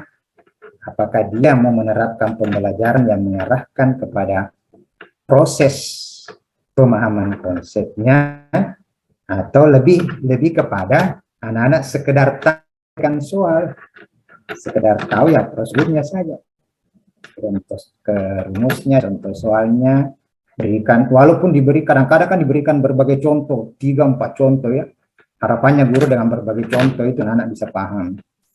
Ini ada juga teori yang mengatakan bahwa dengan berbagai contoh anak-anak diharapkan bisa memahami ya. Dengan berbagai contoh, variasi contoh. Tetapi harus tetap diarahkan, jangan hanya memberi contoh saja. Contoh selesaikan. Tapi maksudnya itu dari berbagai contoh itulah diharapkan nanti bisa kita menjelaskan dari situ. Kita menjelaskan konsepnya. Karena biasanya dengan contoh itu anak-anak lebih mudah memahami. Banding baru teori ya. Kalau penerapan biasanya lebih mudah dilihat daripada masih teoritis. Dan yang perlu saya komentari. Yang berikut yang perlu saya komentari tadi mengenai proyek dengan kurikulum baru sekarang. Dan memang penekanannya pemerintah ya proyek dengan pembelajaran berbasis masalah ya. Ya. Itu diharapkan, kenapa sebetulnya arahnya semua ke situ, supaya anak-anak bukan hanya sekadar menghafal, tapi dia bisa berbuat, dia bisa menganalisis, dia bisa melakukan sesuatu ya yang terkait dengan kehidupan sehari-hari. Kalau hanya contoh kerjakan itu kan dia hanya teoritis saja, contoh soal selesaikan, tapi ketika menerapkan itu kesulitan ya. Ketika diberi masalah yang rumit, kesulitan. Tapi dengan proyek itu kan biasanya terkait langsung dengan kehidupan nyata. Proyek itu kadang dikaitkan, digabungkan antara materi satu dengan materi lain. Atau kadang juga antara bidang studi yang satu dengan bidang studi yang lain. Misalnya, membuat proyek, mungkin ada matematikanya, ada ya, atau ada IPS-nya, nanti anak-anak berkelompok. Biasanya kalau proyek itu diusahakan berkelompok ya, karena kita harapkan namanya proyek itu kan butuh diskusi, butuh kerjasama. Kalau individu kadang-kadang bukan berarti tidak bisa, tapi kurang bagus. Ada proyek dikerjakan sendiri. Ya, sama saja yang waktu apa itu wirausaha dulu, diatomi direkturnya, diatomi bendaharanya, diatomi sopir, pokoknya dia semua ya itu kan namanya sendiri. Nah seperti itu kan sulit. Ya harapkan kalau proyek itu berkelompok supaya dia bisa berdiskusi, dia bisa bekerja sama. Nah dan itu salah satu sebetulnya dalam proyek itu yang diharapkan kompetensi. Salah satu kompetensi, ingat, kompetensi di dalam pembelajaran itu kan bukan cuma pengetahuan, termasuk sikap, keterampilan. Nah itu berdiskusi itu termasuk kompetensi-kompetensi kognitif. Kalau hanya kognitifnya menyelesaikan selesai, tapi ada kompetensi-kompetensi lain yang diharapkan, seperti bisakah dia bekerja sama dengan baik, bisakah dia berdiskusi dengan baik, bisa toleransi terhadap sebagainya. Itu kompetensi-kompetensi yang diharapkan, dan itu bisa terbentuk di dalam proyek yang berkelompok. Kalau dia berkelompok, bagaimana dengan materinya tadi? Boleh antar bidang studi, boleh juga bidang studi dengan beberapa materi. Karena yang namanya proyek kan butuh waktu. Butuh waktu sehingga biasanya digabung-gabung beberapa materi dulu ya, baru dibuatkan proyek. Ya, kita mau capai misalnya materi, dibuatkan proyek, baru dia mengerjakan. Itu nanti dilaporkan, hasilnya nanti adalah beberapa materi itu. Kalau satu materi bisakah? Sebenarnya bisa juga. Cuma kelihatannya sangat sempit. Kalau hanya satu materi, katakanlah hanya sekarang mau diproyekkan sendiri ya, bisa atau tidaknya bisa, sebenarnya bisa, semua bisa. Ya hanya tingkat itunya tadi, keluasannya yang sepertinya nanti kita mau basir waktu, satu hanya garis singgung proyekkan, anak-anak harus misalnya keluar. Kan pertanyaan tadi bisa tidak? Sebenarnya bisa. Semua, hampir semuanya sebenarnya. Yang penting ada aplikasinya dalam kehidupannya. Garis singgung juga ada aplikasinya. Misalnya, itu misalnya roda apa itu? Dari roda besar ke roda kecil ada rantainya, rantai sepeda contoh. Dan banyak yang lain lagi, salah satu contoh. Sepeda itu kan ada gear besar di depan, ada gear kecil di belakang. Antara gear besar, gear depan itu kan ada rantai. Rantai itu kan membentuk garis singgung. Ya, garis singgung itu bisa menjadi proyek untuk anak-anak melihat seberapa jauh jaraknya, apanya itu, yang garis singgung yang ideal, melihat hubungannya antara gear besar, gear kecil dengan jaraknya ya, untuk mendapatkan misalnya putaran yang maksimal. Itu kan bisa jadi satu proyek. Dia akan mencoba menghubungkan dengan mencoba mempraktekkan, atau kalau dia tidak punya bahan, dia mencoba mengukur apa yang seada. Karena mengadakan bahan kan juga mahal. Dia mencoba mengukur yang ada saja, kemudian mencoba menghitung. Tentu kalau matematikanya yang sempit sebetulnya proyeknya. Nah kalau dikaitkan dengan gabung dengan yang lain, misalnya IPA, ya IPA bisa melihat dari segi kecepatannya, dari segi apanya, atau dari segi, mungkin yang lain mau melihat dari segi bahannya, atau segi, banyak seginya. Nah, makanya perlu digabung-gabung dengan yang lain. Sehingga betul-betul proyeknya lebih bermakna. Banyak laporan yang bisa dibuat anak-anak dalam satu proyek. Daripada satu proyek hanya mau melaporkan saja berkaitan dengan garis singgung tadi, itu sangat kecil. Bukan berarti tidak bisa ya. Hampir semua bisa. Yang penting ada hubungannya dengan kehidupan. Karena biasanya proyek itu diharapkan anak ya terkait dengan kehidupannya ya. Kemudian ada lagi tadi tentang apa lagi tadi? Saya cepat saya.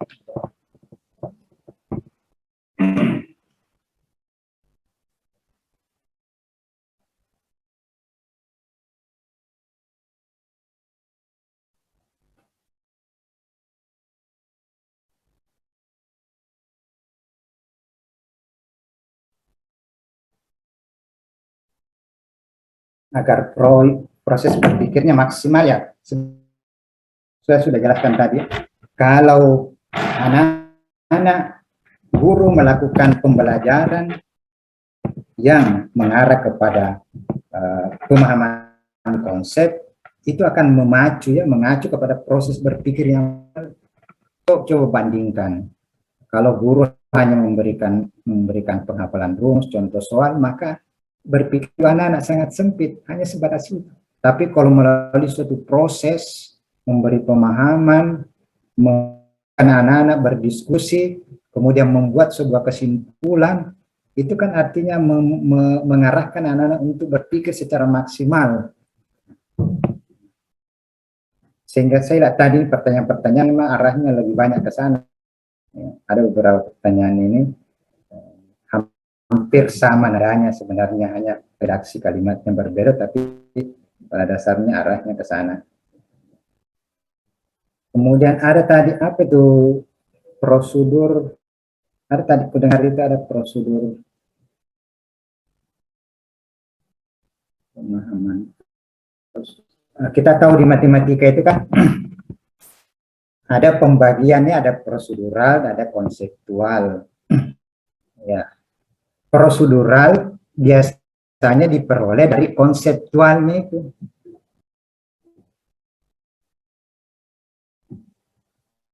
Ada yang mengatakan bahwa kadang-kadang mengatakan tahu prosedur, kalau hanya tahu prosedur berarti dia bisa berbuat, tapi dia tidak tahu apa yang dia lakukan. Tapi kalau dia hanya tahu konseptualnya saja, dia paham, dia memahami tentang hal itu, tapi tidak bisa berbuat. Ada dulu yang saya ingat sekali, ada pandangan seperti itu ya, tahu konsepnya berarti dia memahami persoalan itu, tapi dia tidak bisa berbuat. Kalau hanya tahu prosedurnya, dia bisa berbuat, tapi dia tidak mengerti apa yang dia lakukan. Hanya dia lakukan saja sesuai prosedur, tapi kalau kau coba tanya mengapa lakukan seperti itu, dia tidak bisa, ya, karena dia tidak mengerti apa yang dia lakukan. Nah. Misalnya tadi ini di materi ini ada titik di luar lingkaran, garis singgungnya, langsung menerapkan rumus ya, rumus persamaan garis singgung yang titiknya di luar lingkaran. Kalau ditanya kenapa ini digunakan, ya pasti dilihat, karena itu rumusnya. Dia tidak mau mengapa rumus itu yang digunakan. Tapi kalau dia paham konsepnya, ya tentu ada prosesnya tadi. Nah, disitulah peranannya guru dalam membelajarkan anak, harus diprosesnya. Mengapa rumus itu rumusnya seperti itu, dari mana sebenarnya itu? Ya, harus ditunjukkan. Nah, karena ini geometri, dalam geometri itu ya biasanya kita gambar ya. Kita gambar baik-baik dulu. Kita ada lingkaran, ada titik. Kemudian kita mau membuat garis singgung, ya, kita mau menarik sebuah garis dari titik itu ke lingkaran. Nah, setelah itu kita menunjukkan bagaimana mendapatkan persamaan garis singgung. Ini adalah sebuah garis lurus yang kita ketahui hanya ada titik. Ada titik P, X1, Y1. Kemudian ada lingkaran yang persamaannya adalah X1 kuadrat tambah kuadrat sama dengan R kuadrat kalau dia berpusat di 0,0. Kalau berpusat di A, B, tentu X kurang A dikuadratkan dan seterusnya ya. Nah, itu harus dijelaskan. Nah, untuk mendapatkan persamaan garis singgungnya ini, maka membuat sebuah segitiga. Itu harus dijelaskan.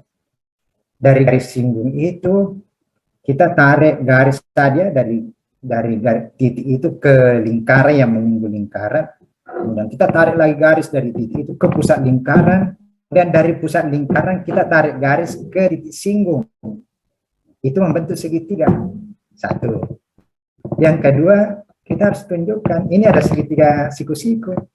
Harus paham konsepnya dulu. Siku ya, kan ada konsep awal, itu prasyaratnya. Bahwa dalam segitiga, di dalam lingkaran, garis singgung dengan apa? Yang tegak lurus itu garis singgung dengan apanya secara tegak lurus? Garis singgung dengan, ada yang ingat? Garis singgung dengan apanya lingkaran yang selalu tegak lurus? Sudah lupa ya? Dengan jari-jarinya. Nah, itu konsep awalnya ya sebelum belajar tentang ini. Jari-jari dengan garis singgung itu kan selalu tegak lurus. Mengapa ya? Tentu juga dipelajari sebelumnya ya. Mengapa dia tegak lurus? Nah, berdasarkan konsep sebelumnya, maka segitiga yang terbentuk itu adalah segitiga siku-siku. Karena jari-jari tadi yang ditarik dari pusat lingkaran ke titik singgung, itu adalah jari-jari. Garis singgung adalah dari titik singgung ke titik yang di luar lingkaran. Kemudian ada lagi garis satu dari titik pusat lingkaran ke titik di luar lingkaran. Membentuk segitiga, segitiganya adalah siku-siku. Apa siku-siku? Karena jari-jari tegak lurus dengan singgung. Nah, berdasarkan itu ya, kita menggunakan konsep sebelumnya lagi. Konsep apa? Ya konsep Pitagoras. Dalam segitiga Pitagoras berlaku hubungan sisi miring kuadrat adalah jumlah sisi-sisi yang lain dikuadratkan. Kuadrat jumlah ya, kuadrat jumlah dari sisi yang lain. Sehingga diperolehlah itu. Akhirnya nanti dapat. Itu artinya ada prosesnya. Anak-anak memahami betul mengapa ini dapat rumus. Sehingga nanti ketika ada masalah, diberikan soal cerita, anak-anak tidak bisa langsung menggunakan rumus, maka dia bisa menggunakan proses. Dia paham prosesnya, dia paham apa itu yang masuk garis singgung, apa kaitannya garis singgung dengan jari-jari, kemudian apa kaitannya dengan segitiga dan sebagainya, dia paham itu. Sehingga kalau ada masalah, dia bisa gambar-gambar dulu, tidak perlu langsung menggunakan rumus, karena biasanya soal-soal yang rumit itu kan tidak bisa langsung menggunakan rumus. Biasanya ya, soal-soal tingkat tinggi itu biasanya tidak langsung rumus. Kalau ada soal biasanya langsung rumus, biasanya dianggap itu soal level, bukan level tinggi. Kalau ada soal langsung gunakan rumus selesai, itu artinya kan levelnya masih rendah ya. Masih penerapan aplikasi, belum ke HOTS. Biasanya soal HOTS itu ya kan butuh analisis dulu, mengait-kaitkan yang lain baru bisa menyelesaikan. Kalau dia paham, maka dia bisa menganalisisnya, dia bisa menggambar-gambarnya dulu, kemudian mencoba mengait-kaitkan baru menyelesaikan. Tapi kalau hanya hafal aja, ada soal dia coba rumus apa yang cocok, ternyata dia bingung, tidak ada rumus yang cocok. Karena tidak ada rumus yang cocok, ya ini tidak bisa kerjakan. Dia hanya mengandalkan prosedur menyelesaikan dengan menggunakan rumus. Kira begitu maksudnya ya. Jadi memang terutama matematika. Ya tentu beda kalau ilmu lain, ilmu sosial, pemahaman dilakukan, tapi harus saling memahami. Kalau kita matematika, bukan berarti hafalan dilarang. Saya mungkin pernah cerita bahwa saya dulu masuk memberi pelajaran katanya ya. Misalnya dilarang mengajar anak-anak menghafal rumus, dilarang. Itu yang saya katakan juga saya bilang kalau saya tidak melarang untuk menghafal rumus. Yang saya anjurkan adalah pahami dulu, setelah memahami baru menghafal. Pahami dulu baru menghafal. Jangan langsung hafal. Kalau hafalan tapi kalau dipahami dulu, soalnya kita dihafal, maka hafalannya ini akan awet. Kalau hafalannya paham, dia bisa kembali kepada prosesnya saja. Dia paham. Itu kira-kira maksudnya. Proses akhirnya ya kenapa itu? Kenapa dibutuhkan hafalan supaya kita lebih cepat menyelesaikan ada hal yang bisa diselesaikan dengan rumus yang dihafal gunakan rumus itu. Tapi kalau lupa ya akan prosesnya. Sudah ada itu tadi. apa hubungannya dengan posisi lingkaran dengan garis.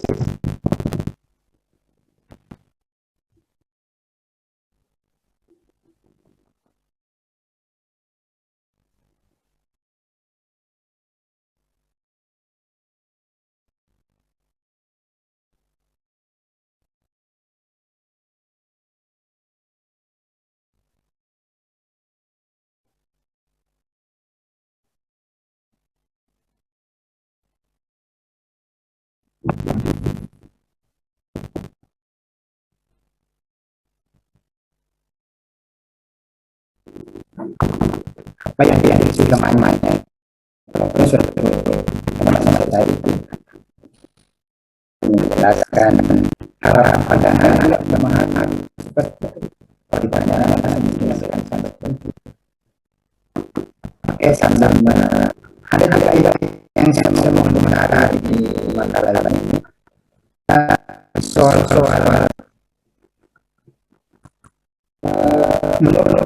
menurut kalian ini pengalaman yang soal di buku itu apakah memang soal yang selalu misalnya mulai dari nomor ya nomor 1, 2, 3 misalnya soal mudah nomor penyalahan dikalikan dengan jelalan soalnya dan soal itu akhir apakah seperti itu yang biasa yang dibuat apakah memang menurut seperti itu atau biasa saja?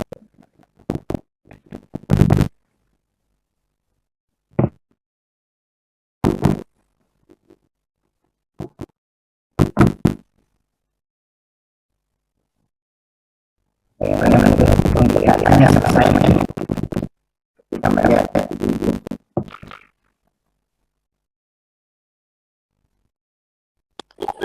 Rata-rata seperti ini, Pak. Banyak yang soal mudah terlebih dahulu, kemudian dibawa-bawa soal yang sulit. atau biasa saja yang biasanya dilakukan. Biasanya guru ini kesulitannya dari mudah sampai yang sulit.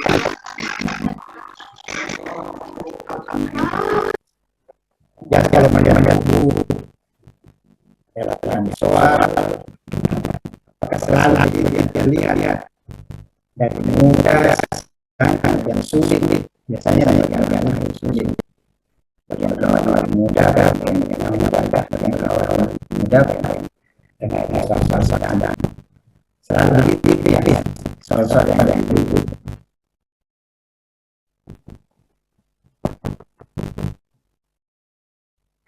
Soal mudah sedang sulit terkait dengan tadi soal ya kita akan soal cara kemudian yang ternyata penjenangan yang kemudian kalau begitu urutannya saya melihat di makalah ini ada satu soal yang terapek kepada materi kalau mau ini ada soal berapa itu awalnya foto tiba-tiba dia tidak kemudian foto lagi dia terjadi di tengah sehingga ada sedikit tantangan memang terus apa yang tiba-tiba terjadi saat ini saya ini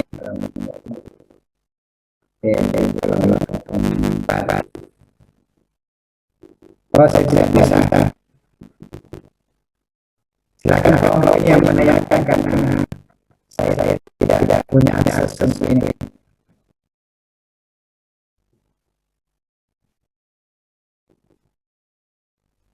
Saya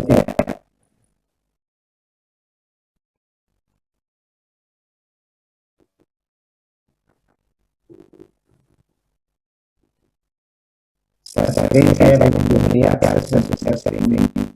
Silakan kalau menanyakan kembali. maka kalanya atau bisa lihat 5 kali latihan 9 kali itu kan ada 9 apa ya.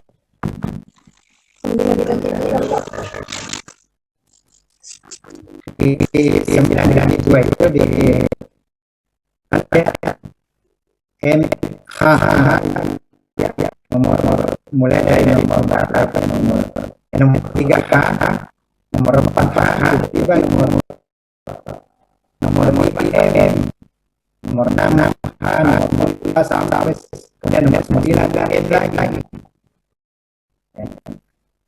Yang lainnya ya H semua tapi ada 2 yang ini nomor 9 dengan nomor 5.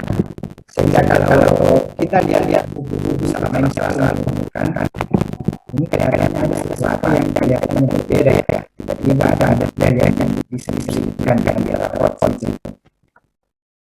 Ada penurunan dari kelompoknya tadi.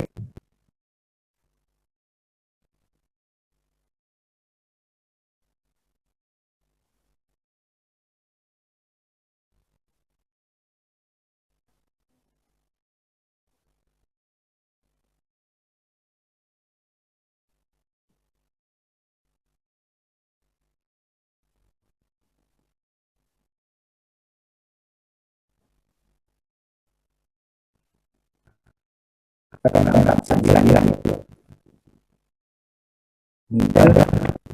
Kenapa kita tiba-tiba cara hot itu? Padahal selama ini kita tahu sama pendidikan yang misalnya apa yang ini sengaja pendidikan begitu. Kalau kita lihat yang tadi seharusnya ada wartawan L mengatakan lain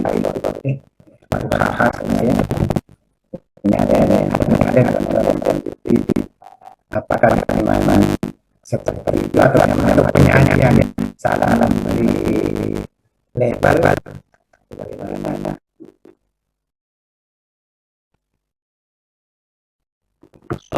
Ya Pak, untuk itu Pak, kami dari penyanyi yang keliru Pak soal itu tuh.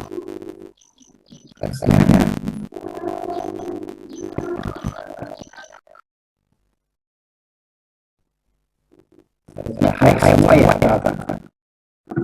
Ya Pak, hai semua Pak.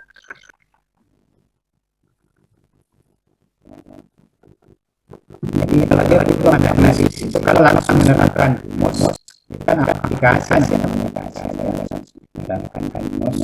Tapi kalau dia begitu analisis coba menganalisis dulu biasanya sudah dikatakan ya walaupun kalau ada yang analisisnya lebih unik ya ini sama-sama banyak mesin karena mesin analisisnya juga mesin unik. Gampangnya kalau ada soal menerapkan MOS, menerapkan konsep biasanya sudah menggunakan C3 gaya penerapan.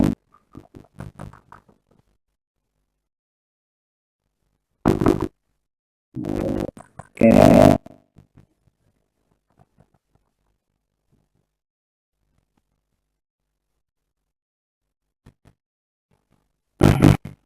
Kemudian dalam busana saya tidak tahu kelompok ini hanya dari atau tulisan saya sendiri misalnya di ini cara nulis ya apakah kelompok yang sepertinya mau mengambil dari itu saya bagi konsep lingkaran bagian C ringkasan materi satu konsep lingkaran bagian A bersama yang berpusat di B menempati dari kuadrat tambah kuadrat sama dengan N kuadrat. Sudah bisa lihat ya.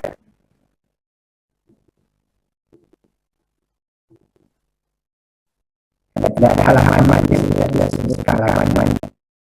Ini juga halamannya di setiap begitu juga dalam membuat skripsi tesis. Tesis apa saja yang biasa kita menulis itu dibutuhkan nomor halaman karena nomor halaman itu tujuannya adalah untuk membantu memudahkan tujuannya memudahkan misalnya ini ya saya tinggal mengambil tulisannya halaman sekian, tapi karena tidak ada halaman saya tidak bisa menemukan halaman.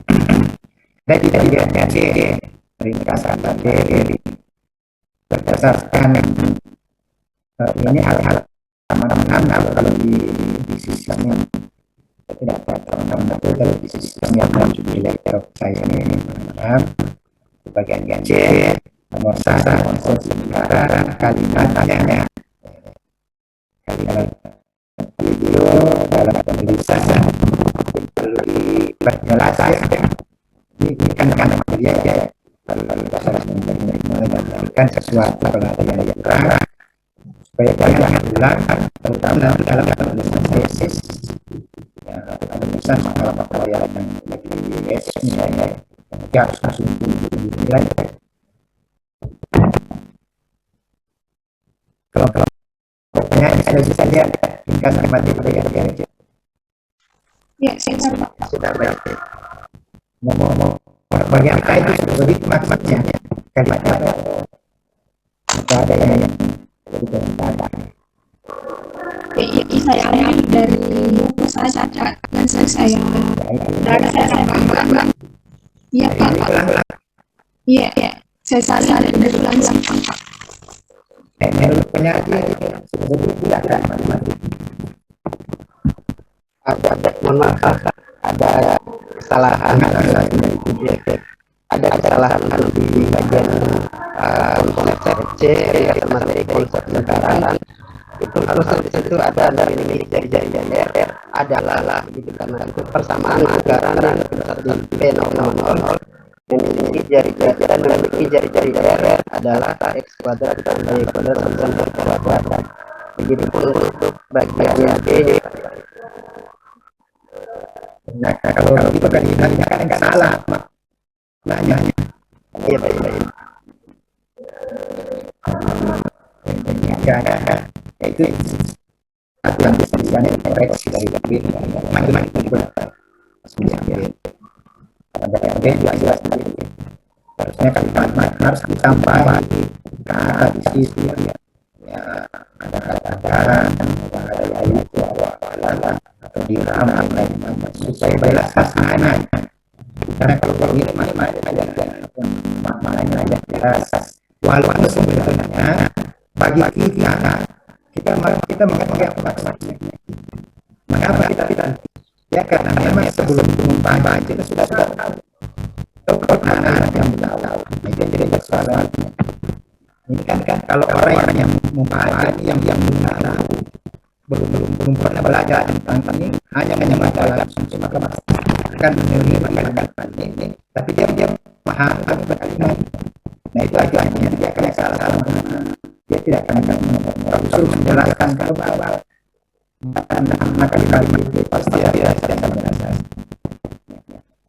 karena dari memang maknanya kalimatnya tidak jelas salah sebenarnya tetapi bagi saya yang pernah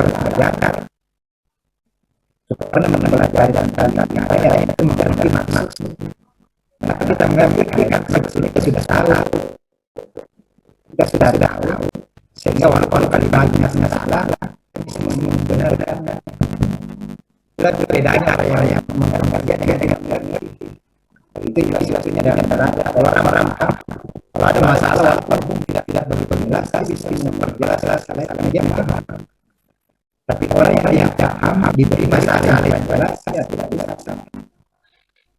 sama dengan kalimat orang yang belum pernah belajar tentang lingkaran diberi kalimat suruh baca berulang-ulang suruh jelaskan yakin saja pasti salah dari penjelasan karena kalimat salah tapi mereka yang paham tentang diberi kalimat salah dia bisa menjelaskan baik sekarang ada anak gubernur masyarakat karena ini seperti yang kita lakukan terima kasih diskusi ini sehingga kembali absen ya masih selamat kembali dan menantikan berikutnya. Saya sekian ya. Assalamualaikum warahmatullahi wabarakatuh. Waalaikumsalam.